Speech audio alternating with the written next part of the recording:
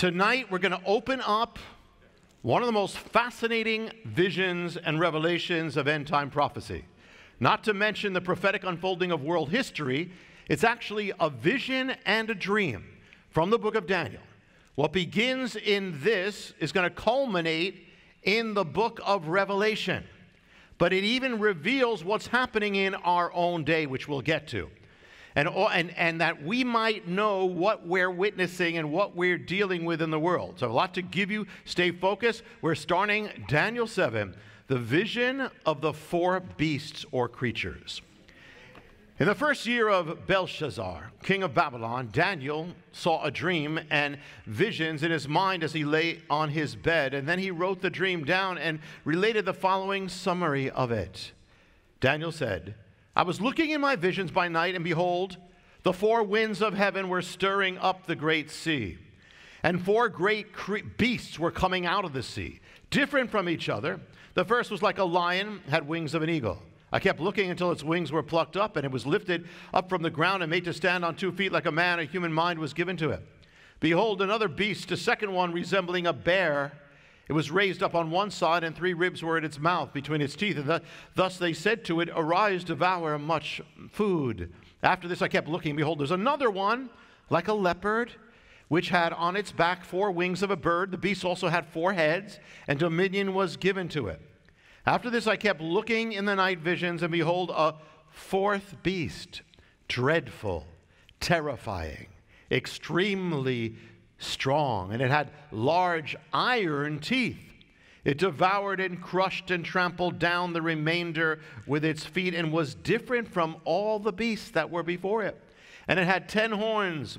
And while I was contemplating the horns, behold, another horn, a little one, came up after them, and 3 of the first horns were pulled up by its roots before it. And behold, the horn possessed eyes like the eyes of a man, and a mouth uttering great blasphemies or boasts. And I kept looking until thrones were set up, and the Ancient of Days took his seat. And then at the end, verse 11 says, Then I kept looking because of the sound of the boastful words of the horn was speaking. I kept looking until the beast was slain, and its body was destroyed, given to the fire. Okay. Now, he sees this amazing vision of 4 creatures. And then of the 4th one is the one that is really what it's all going to focus on. This is unlike any other creature, and from it comes a horn, which for those who don't know, I don't want to spoil the ending of the Bible, but that is the Antichrist. Now he goes on with he actually interprets. The Bible interprets itself. And here it is, verse 15. As for me, Daniel, my spirit was distressed within me, and the visions in my mind kept alarming me.